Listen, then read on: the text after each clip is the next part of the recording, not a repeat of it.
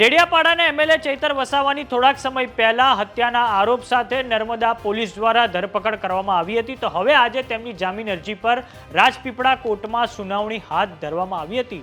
તો હજુ પણ એમએલએ ચૈતર વસાવાનો જેલવાસ વધારે લંબાઈ શકે છે, કેમ કે હવે કોર્ટે સોમવારના રોજ એમએલએ ચૈતર વસાવાની જામીન અરજી પર સુનાવણી હાથ ધરવાની જાહેરાત કરી છે. તો આવો જાણીએ સમાચાર વિસ્તારથી. નમસ્કાર, જમાવટ સાથે હું છું પાર્થ.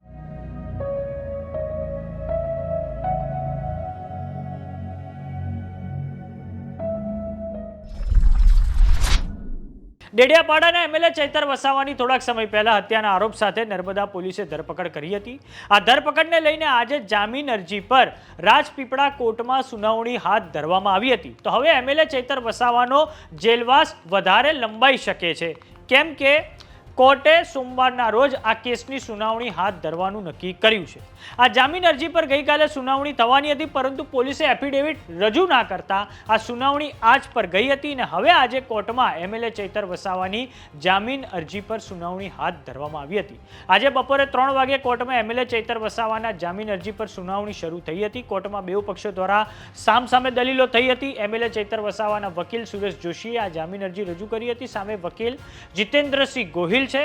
સરકારી વકીલ જીતેન્દ્રસિંહ ગોહિલે આ અગાઉની સુનાવણીમાં કોર્ટને કહ્યું છે કે ચૈતર વસાવા પર 2023ના વર્ષમાં પણ ગુનો નોંધાયો હતો. તે વખતે પણ વન ખાતાના અધિકારીઓને તેમણે મારામારી કરી હતી, ધમકાવ્યા હતા. તે વખતે પણ તેમને શરતી જામીન મળ્યા હતા. હવે ફરી એકવાર 5 જુલાઈએ પણ એમએલએ ચૈતર વસાવા પર પ્રાંત અધિકારીની ઓફિસમાં મારામારીની સાથે હત્યાના આરોપ છે. તો હવે કોર્ટે એમએલએ ચૈતર વસાવાની જામીન અરજી પર સુનાવણી સોમવારના રોજ કરવાનું નક્કી કર્યું છે, માટે તેમનો જેલવાસ વધારે લંબાયો છે.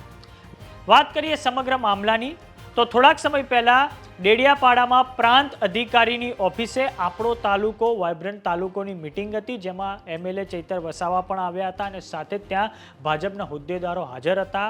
બેઉ પક્ષ વચ્ચે મામલો એટલો બિચકી ગયો હતો કે ઉગ્ર બોલાચાલી બાદ મારામારી પણ થઈ હતી, પરંતુ તે પછી નર્મદા પોલીસ દ્વારા એમએલએ ચૈતર વસાવાની હત્યાના આરોપ સાથે મારામારીના આરોપ સાથે ધરપકડ કરવામાં આવી છે.